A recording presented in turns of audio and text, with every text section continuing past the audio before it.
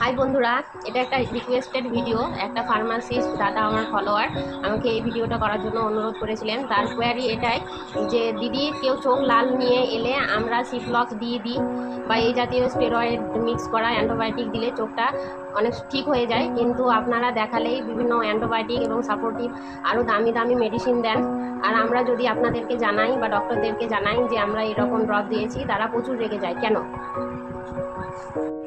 প্রথমত জানাই যে চোখ লাল হওয়ার অনেক কারণ থাকে। চোখ লাল হচ্ছে, চোখ খচখচ করছে, জল পড়ছে, এই মানেই অনেক সময় এটাই নয় যে চোখে কনজাংটিভাইটিস হয়েছে।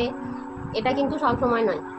চোখে অন্যান্য প্রবলেম যেমন গ্লুকোমা, কেরাটাইটিস, তার সঙ্গে যদি ইউভিআইটিস এসব হলেও এবং আরও অনেক প্রবলেম আছে যার জন্য চোখ লাল হয়, জল পড়ে, খচখচ করে। দ্বিতীয় নম্বর কথা হচ্ছে যে কনজাংটিভাইটিস হলেই যে স্টেরয়েড ইউজ করা যাবে তা না। কনজাংটিভাইটিসের মধ্যেও অনেক ভাগ আছে, যেমন ভাইরাল কনজাংটিভাইটিস, ফাঙ্গাল কনজাংটিভাইটিস, তার সঙ্গে আছে ব্যাকটেরিয়াল কনজাংটিভাইটিস, অ্যালার্জিক কনজাংটিভাইটিস। তাহলে আমরা কোন ক্ষেত্রে ইউজ করি স্টেরয়েডটা, সেটাও একটা ভাববার বিষয়।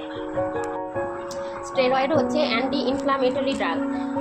ইনফ্লামেশন এবং ইনফেকশনের মধ্যে তফাৎ আছে। ইনফেকশন হলে ইনফ্লামেশন হয়, যেমন লাল হওয়া, ফুলে যাওয়া, এগুলো সেই জায়গা থেকে হিট বেরোনো, এগুলো হচ্ছে ইনফ্লামেশনের লক্ষণ। ইনফ্লামেশনটাকে কমায় স্টেরয়েড, কিন্তু ইনফেকশনটা কমাতে পারে না। ইনফেকশনটা কোথায় থেকে হয়েছে, ব্যাকটেরিয়া, ফাঙ্গাস না ভাইরাস, তার ওপর ডিপেন্ড করে। ইনফেকশনটা না কমিয়ে ইনফ্লামেশনটা কমিয়ে দেয় যখন, অর্থাৎ লালটা কমে যায়, ফোলা কমে যায়, ব্যথা কমে যায়, তখন আমরা মনে করি যে আমাদের হয়তো ইনফেকশনটা ভালো হয়েছে, কিন্তু আদতেও হয় না, আমরা রিলিফ পাই কেবল।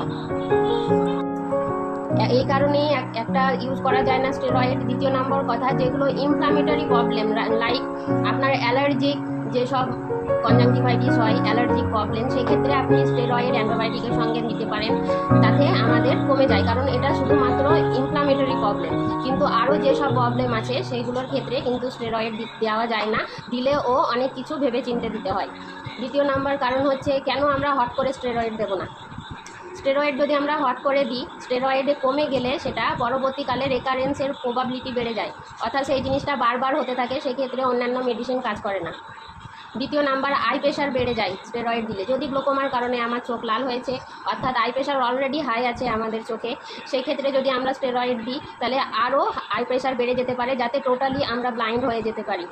স্টেরয়েডের আরও অনেক সাইড ইফেক্ট আছে, এইসব কারণেই ডক্টররা মানা করে, বলে যে এটা বিষ, হট করে চোখ লাল হলে স্টেরয়েড দেবেন না। আশা করি বুঝতে পেরেছেন। এটা বুঝতে গেলে আরও ভালোভাবে ফার্মাকোলজি পড়তে হবে, জানতে হবে। একটা শর্ট ভিডিওর মাধ্যমে এগুলো অতটা ডিটেলসে বোঝানো সম্ভব নয়, যতটা সম্ভব হলো বুঝালাম। আশা করি আপনারা অনেকটাই বুঝেছেন। Thank you. আমার ইউটিউব চ্যানেল সাবস্ক্রাইব করুন, আমাকে লাইক করুন, ফেসবুকেও ফলো করুন, শেয়ার করুন। Thank you.